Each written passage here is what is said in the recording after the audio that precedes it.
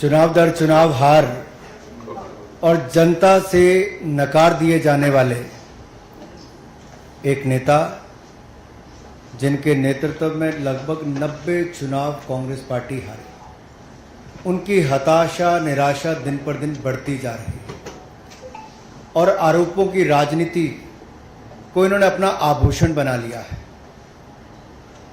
जब इन्हीं के लगाए गए आरोपों को ऑथेंटिकेट करने के लिए कहा जाता है तो पीठ दिखाकर भाग जाते हैं, शपथ पत्र देने के लिए कहा जाता है तो मुकर जाते हैं। गलत और निराधार आरोप लगाना राहुल गांधी जी की आदत बन गई है। It has become a habit of Shri Rahul Gandhi to make incorrect and baseless allegations. और बार बार आरोप लगाने के बाद माफी मांगने का काम और कोर्ट से फटकार खाने का काम राहुल गांधी जी का हो गया है। आप देखिए, राफेल हो, चौकीदार चोर हो, या फिर सावरकर जी या आरएसएस की बात, या फिर पेगासस के मामले, इन सब पे इनको फटकार ही लगी है। कई बार कोर्ट में माफी मांगनी पड़ी। तो कीचड़ उछालो और भाग जाओ हिट एंड रन के मामले राहुल गांधी जी के कई हैं। आज की प्रेस कॉन्फ्रेंस में हाइड्रोजन बम फोड़ने वाले थे, फुलझड़ी से काम चलाना पड़ा, वो भी फुस हो गए। क्या हो गया? इलेक्शन कमीशन ने बड़ा स्पष्ट कहा है कि no deletion of any vote can be done online by any member of public. Online किसी भी वोट को नहीं काटा जा सकता और no deletion can take place without giving an opportunity of being heard to the affected person. तो बगैर किसी की बात सुने उसका वोट नहीं काटते, उस पर निर्णय नहीं करते। 2023 में अनसक्सेसफुल अटेम्प्ट्स की गई, प्रयास किए गए जो विफल रहे, नाम काटने के आलंद असेंबली कॉन्स्टिट्यूएंसी में। और ये इलेक्शन कमीशन ने एफआईआर फाइल करने के लिए ही कहा था इसका, और मैटर इन्वेस्टिगेट करने के लिए भी इलेक्शन कमीशन ऑफ इंडिया ने ही कहा था। इलेक्शन कमीशन ने मोबाइल नंबर पहले ही उपलब्ध करवा दिए हैं, आईपी एड्रेस अगर दे दिए हैं, अगर मोबाइल नंबर दे दिए, आईपी एड्रेस दे दिए, तो कांग्रेस शासित राज्य की कर्नाटक की सीआईडी ने अब तक क्या किया? और मैं एक ध्यान आपके माध्यम से देश की जनता को बताना चाहता हूं। रिकॉर्ड्स के अनुसार आलंद विधानसभा क्षेत्र ये कांग्रेस के ही कैंडिडेट ने जीती थी 2023 में 10,348 मतों से। तो क्या श्रीमान राहुल गांधी जी, कांग्रेस ने वोट चोरी करके सीट जीती थी? एक बात आज जो राहुल जी ने बातों में मान ली है और अपने जवाब में कहा, वो कहते कहते हाइड्रोजन बम एक तरह से फोड़ गए अपने ऊपर ही। वो कहते मैं लोकतंत्र बचाने नहीं आया। राहुल जी कहते हैं लोकतंत्र को बर्बाद करने की तैयारी है क्या?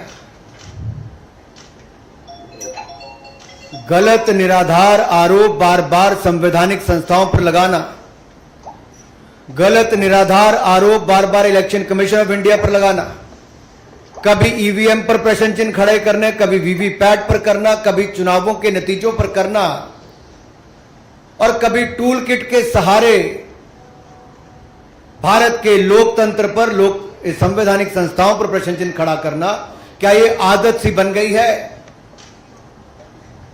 क्या चाहती है कांग्रेस पार्टी? पूर्व प्रधानमंत्री इंदिरा गांधी जी सत्ता का दुरुपयोग करके, अफसरों का दुरुपयोग करके चुनाव जीते हैं तो कोर्ट उनको बाहर का रास्ता दिखाता है। राजीव गांधी जी की हत्या के बाद एक लोकसभा का चुनाव पेंडिंग नहीं होता, 1 महीने तक अगर चुनाव को स्थगित कर दिया जाता तो किस पार्टी को फायदा उस समय के इलेक्शन कमीशन ने दिया? रमा देवी जी, एमएस गिल, टीएन शेषन से लेकर ये बाकी सारे इलेक्शन कमिश्नर जो थे किस पार्टी ने नियुक्त किए और वापस किस दल में गए? कांग्रेस पार्टी में गए। इलेक्शन कमीशन का दुरुपयोग इन्होंने कभी किया होगा, उनको बड़े बड़े पद भी बाद में दिए होंगे,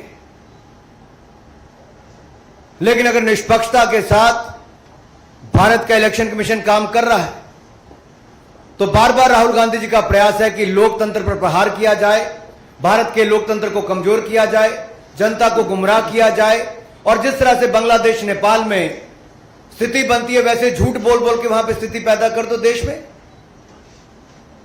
मैं एक और उदाहरण आपको देना चाहता हूं। अभी हाल ही में कर्नाटक हाईकोर्ट का फैसला आया, मलूर विधानसभा के चुनाव को खारिज किया है। क्या 2023 में कांग्रेस ने वोटों के गबन के साथ इस सीट को जीता था? इस मामले में कर्नाटक हाईकोर्ट ने भाजपा के उम्मीदवार मंजुनाथ गौड़ा के पक्ष में फैसला सुनाया है। कोर्ट ने कहा मलूर विधानसभा में मतगणना के दौरान गंभीर अनियमितताएं हुई। क्या फेराफेरी के साथ कांग्रेस ने सीट जीती थी? राहुल जी, जवाब देना पड़ेगा आपको और कांग्रेस पार्टी को।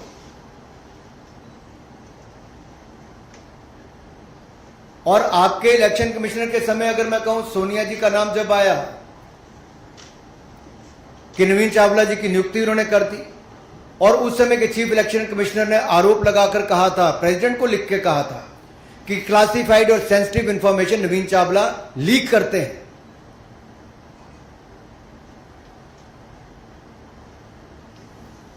कुछ सवाल आज मैं और पूछना चाहता हूं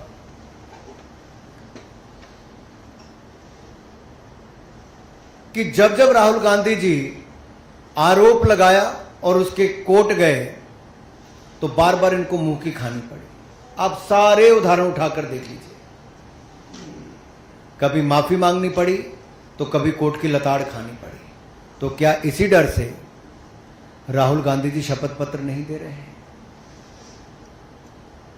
आज मीडिया द्वारा बार बार पूछे जाने के बाद भी शपथ पत्र क्यों नहीं दे रहे?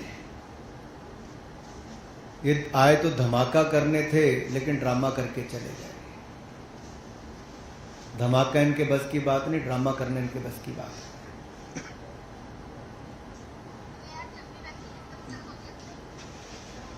और अगर इतना ही दम आपके तर्कों में है तो आप कोर्ट क्यों नहीं जाते? इलेक्शन कमीशन ने तो आपको बार बार कहा सबूत दो, हल्फनामा दो, ना आप सबूत दे पाते हो और गलत आरोप लगाते हो। क्या संवैधानिक संस्थाओं को कमजोर करना एक भारतीय लोकतंत्र के प्रति एक बड़ा षड्यंत्र कांग्रेस पार्टी का और LOB leader opposing Bharat Rahul Gandhi ji का है?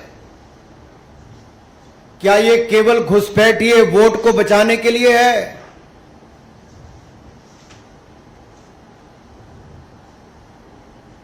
अपने हर तर्क में वो बात करते हैं एससी, एसटी, ओबीसी की, अल्पसंख्यक की, लेकिन उन्हीं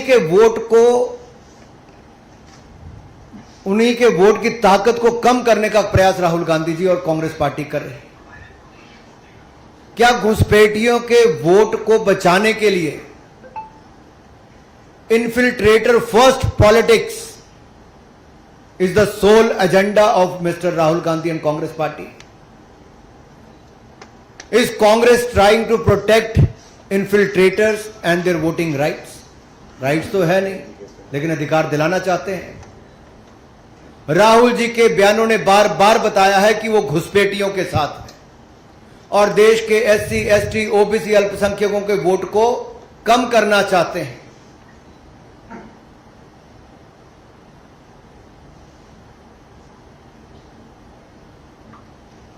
आलंद की बात मैंने आपके सामने रख दी। जो आरोप इन्होंने लगाया उस पर पूछना ही पड़ेगा, क्या वो 6000 वोट डिलीट हुए थे कि नहीं हुए थे? और बीआर पाटिल क्या कांग्रेस पार्टी के विधायक हैं जो जीते हैं? तो क्या कांग्रेस ने वोट चोरी करके चुनाव जीता है? राहुल जी अराजकता फैलाना बंद करें, लोकतंत्र के खिलाफ षड्यंत्र बंद करें, Your sole politics has become to create chaos, then play victim card, and you are always trying to delegitimize democracy. आप ना शपथ पत्र देते हैं, ना सबूत देते हैं, आप केवल आरोप लगाने का काम करते हैं। इसका मतलब कांग्रेस का भारत के लोकतंत्र में, संवैधानिक संस्थाओं में, इनमें विश्वास नहीं है। केवल अराजकता फैलाना, अनरेस्ट पैदा करना और भारत को डिस्टेबलाइज करने का एक षड्यंत्र टूल किट गैंग के माध्यम से क्या आप लोग रचने जा रहे हैं, कर रहे हैं प्रयास? लेकिन आप जितने मर्जी प्रयास करिए, भारत के लोकतंत्र को भारतीय जनता पार्टी मजबूत करने के लिए हर कदम उठाएगी और घुसपैठियों को, जिनको आप वोट दिलाना चाहते हो, उन घुसपैठियों को बेनकाब करने का काम भी हम करेंगे। और ये आपकी घुसपैठिए बचाओ राजनीति को भी बेनकाब हमने किया है और आगे भी करते रहेंगे। धन्यवाद। धन्यवाद अनुराग जी। अब एक एक करके आप सवाल पूछ सकते हैं। नीरज जी, आप पूछिए। अनुराग जी, मेरा सवाल है, क्या आपको लगता है कि बिहार चुनाव की नजदीक है, बिहार चुनाव में SIR का प्रयोग किया गया, तो वहाँ वोटों के ध्रुवीकरण के लिए राहुल गांधी इस तरह की प्रेस कॉन्फ्रेंस कर रहे हैं? देखिए, ध्रुवीकरण कांग्रेस का प्रयास लगातार शुरू से रहा है और ये तुष्टीकरण की राजनीति आज कांग्रेस को इस स्थान पे ले आई कि 2014, 2019, 2024 में भी हारे। मुश्किल से नेता प्रतिपक्ष इनके बन पाते हैं, लेकिन जब पद मिला तब LOP ने उसको LOB, लीडर अपोजिंग भारत का पद बना दिया। क्या कांग्रेस और विपक्षी दलों के पास तुष्टीकरण के अलावा कोई और राजनीति नहीं रही? क्या घुसपैठियों को बचाने के अलावा इनके पास कोई मुद्दा बिहार में नहीं रहा? क्या बिहार के विकास को देखकर कांग्रेस की आंखें इतनी बंद हो गई कि आज वो केवल घुसपैठियों के सहारे बिहार के चुनाव में जाना चाहते हैं? क्या कोई और सहारा इनके पास बचा नहीं है? और आज देख लीजिए, जैसे पहले राहुल जी ने माफिया मांगी है, बिहार के चुनाव के बाद भी माफी मांगने वाले हैं। जी, ऐश्वर्या जी।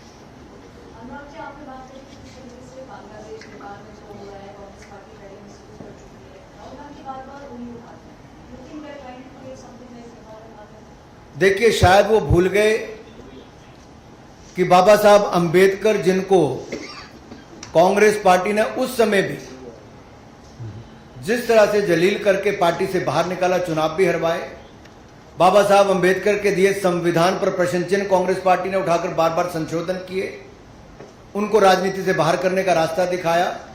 शायद राहुल जी भूल गए, भारत की ताकत वो भारत का लोकतंत्र है जो इसको और मजबूत करता है। भारत के युवा हैं जो जागरूक करते हैं। भारत के युवाओं ने अगर भारत को 3rd लार्जेस्ट स्टार्टअप इकोसिस्टम बनाया है, नरेंद्र मोदी जी के नेतृत्व में अगर भारत दुनिया की 4थी बड़ी अर्थव्यवस्था बना है और भारत के बढ़ते कदमों को देखकर ब्राइट स्पॉट और इकोनॉमी जो सबसे तेजी से बढ़ रही, दुनिया आज भारत की और एक उम्मीद की तरह देख रही है, तो इनको लगता है कैसे ना कैसे लोकतंत्र को ही कमजोर कर दिया जाए, संवैधानिक संस्थाओं को कमजोर किया जाए।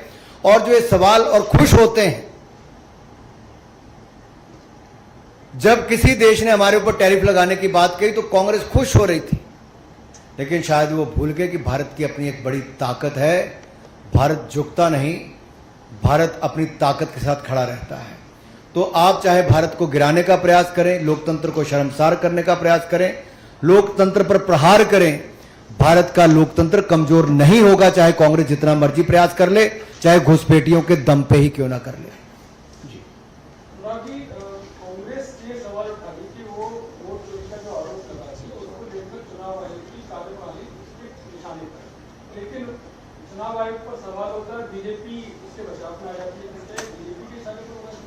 बिल्कुल भी नहीं। हमने बड़ा स्पष्ट करके कहा कि अगर जनता द्वारा बार बार नकारे जाने पर 90 बार जिनके नेतृत्व में कांग्रेस पार्टी चुनाव हार गई, वो आज भी ये मानने के लिए तैयार नहीं कि जनता ने उनको चुनाव हरवाया है, और उल्टा वो लोकतंत्र और संवैधानिक संस्थाओं पर प्रश्न चिन्ह खड़ा करते हैं, तो इसमें बहुत बड़ी दिक्कत है।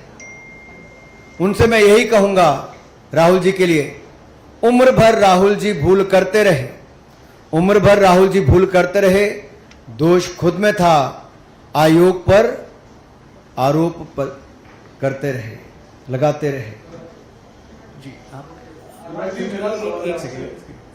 अनुराग जी, एक तरफ तो राहुल गांधी मतदाता सूचियों की और सारी जितनी भी चीजें हैं उसकी विसंगतियां उजागर कर रहे हैं, दूसरी तरफ एसआईआर का विरोध कर रहे हैं। आपको नहीं लगता अगर इतनी विसंगतियां हैं तो एसआईआर की जरूरी है? ये तो आपने स्वयं उत्तर ही दे दिया इसमें।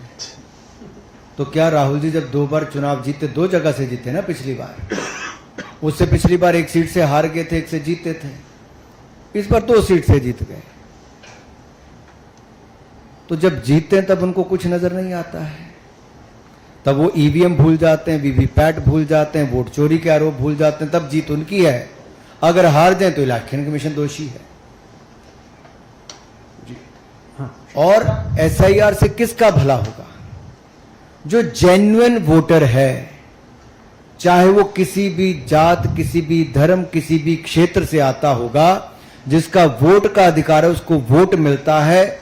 तो यहां गरीब और अमीर, किसी भी जाति, किसी भी धर्म के व्यक्ति का एक समान अधिकार है। लेकिन अगर आप देश से बाहर से जो घुसपैठ करके आए हैं, अगर राहुल गांधी जी विपक्ष के साथ मिलकर उनका वोट बनाते हैं, तो भारतीय वोटर के वोट का नुकसान करने का प्रयास करते हैं। तो देश को यह देखना है राहुल गांधी जी घुसपैठियों के साथ क्यों खड़े हैं। राहुल गांधी जी देश को जवाब दें, घुसपैठियों के साथ इनका क्या नाता है। राहुल गांधी जी देश को जवाब दें कि भारतीय लोकतंत्र के ऊपर बार बार प्रहार क्यों करते हैं। राहुल गांधी देश को जवाब दें कि इलेक्शन कमीशन को बार बार बदनाम करने का काम क्यों करते हैं। जी राहुल गांधी ने कई मंच पे और कई वीडियोस में ये कहा है कि अगर मैं वोट चोरी का आरोप भारतीय जनता पार्टी के ऊपर लगाता हूँ, प्रधानमंत्री के ऊपर लगा रहा हूँ और खुद चुनाव आयोग के ऊपर लगाता हूँ, जो कि उनके वेबसाइट से लिया गया डाटा है, तो ये मेरे ऊपर कार्रवाई क्यों नहीं करते, मेरे पर एफआईआर क्यों नहीं करते, क्यों ये प्रेस कॉन्फ्रेंस करते हैं, मेरे पर एक्शन ले। देखिए, राहुल जी ने आज स्वयं माना है कि वो भारतीय लोकतंत्र को बचाने नहीं आए। तो मंशा उन्होंने साफ कर दिया कि उनका भारत में कोई इंटरेस्ट नहीं है, भारत के लोकतंत्र में राहुल गांधी जी का कोई इंटरेस्ट नहीं है। भारत के लोकतंत्र जो बहुत मजबूत है, क्या उसको कमजोर करने में उनका इंटरेस्ट है। जी हाँ, जी कि राहुल गांधी ने अपनी प्रेस कॉन्फ्रेंस में एक व्यक्ति का जो मोबाइल नंबर दिखाया था, अभी जब जो है हम लोगों ने उनसे उस व्यक्ति से बात की, उसका कहना है कि वो साइबर कैफे चलाता है, मुंबई में चलाता है, उसके साइबर कैफे से किसी भी तरीके का वोटर का रजिस्ट्रेशन नहीं हुआ है और उसका मोबाइल नंबर साझी करके अब उसकी परेशानी बढ़ा दी है। वो चुनाव आयोग में शिकायत करने की बात कर रहा है, चुनाव आयोग और पुलिस में। देखिए, डेटा जो है, पर्सनल डेटा, उसको पब्लिक करने पर कितनी दिक्कतें खड़ी हो सकती हैं, आप कल्पना कर सकते हैं। और सोचिए, अगर ये लोग सत्ता में होते तो देश के लोगों का डेटा न जाने किस किस के हाथ में होता। और केवल अपनी झूठी राजनीति को करने के लिए राहुल गांधी जी किसी के लिए भी संकट पैदा कर सकते हैं, किसी पर भी कीचड़ उछाल सकते हैं, किसी पर भी आरोप लगा सकते हैं, चाहे उसके बाद कुछ भी हो, अंत में माफी तो राहुल जी को ही मांगनी है। प्रज्ञेश सर, राहुल गांधी ने प्रेस कॉन्फ्रेंस में सवाल उठाया है गणेश कुमार जी का। उन्होंने कहा सीआईडी ने कर्नाटक सीआईडी ने 18 चौथी भेजी उनको। उनको ये जानना था कि आईपी एड्रेस क्या थे जिन्होंने जिस जहां से एप्लीकेशन आईटी कट करने का और एडिशन करने का बोला। तो 18 बार उसने जवाब नहीं दिया। एक सवाल ये, और दूसरा कि अगर आपको लगता है कि डेमोक्रेसी वीकन करने की ये साजिश है पूरी कांग्रेस और राहुल गांधी की, why not take action against him? क्योंकि considering the fact that this is the first, you know, he is very persistent in doing that. This is not the first time he has done that, and he also has every intention of continuing it. Do you think that there should be a point where you will take action against him, or because it's a serious charges that you are levying against him also? देखिए, कुछ लोगों को झूठ बोलने की आदत पड़ जाती है, कुछ लोग ढीठ हो जाते हैं, कुछ लोग माफ़ी मांगने पे भी एक बार होता है माफ़ी मांगी फिर मांग लेंगे, इनकी आदत बन गई है। और देश ने इनका असली चेहरा देख लिया है कि ये केवल ड्रामा करने आते हैं, धमाका करने नहीं। ये केवल आरोप लगाने आते हैं, शपथ पत्र देने नहीं। ये लोकतंत्र को बचाने नहीं आते, बर्बाद करने आते हैं। ये केवल अपना टाइम पास करने आते, बाकी टाइम तो कई और भी जगह बजा के बिता लेते हैं। एक आखिरी प्रश्न है कमलेश जी। अनुराग जी, पहले राहुल गांधी ने आरोप लगाया था वोट एडिशन का, अब वोट एडिशन का आरोप लगा, तो खाली होता है कि इस तरह की इंक्वायरी सेटअप हो जाती है, तो पानी का पानी बना लोगों को मन भ्रम नहीं होता। मैं आपसे पूछता हूं, अगर 2023 में अटेम्प्ट हुआ वोटर डिलीशन का और उस पे इलेक्शन कमीशन ने ही मोबाइल नंबर और आईपी एड्रेस, जो प्रज्ञा जी का भी सवाल था कि मोबाइल नंबर और आईपी एड्रेस अगर इलेक्शन कमीशन ने पहले उपलब्ध करवा दिए तो कर्नाटक की सीआईडी को क्या उसकी जांच करनी चाहिए? अगर ऐसा है तो किसकी जिम्मेदारी है? और नहीं हुई तो क्यों नहीं हो पाई? अगर ये सारे बात तो इलेक्शन कमीशन इसका जवाब देगा, मैं तो केवल आपके लिए इसलिए कह रहा हूं कि आखिरकार इलेक्शन कमीशन ने अपना काम कर दिया और अगर इलेक्शन कमीशन ने कहा कि ऑनलाइन किसी का वोट नहीं कट सकता और बगैर किसी को पर्याप्त समय दिए और उसकी बात सुने बिना उसका वोट नहीं कट सकता, तो फिर राहुल जी जो आरोप लगा रहे हैं वो निराधार है। इसीलिए वो शपथ पत्र एफिडेविट देने से घबरा रहे हैं। इसीलिए राहुल गांधी जी बार बार आते हैं, कई बार धमाका करने की बात करते हैं, ब्लैक एंड व्हाइट करने की बात करते हैं, लेकिन सब ब्लैक ही करके चले जाते हैं।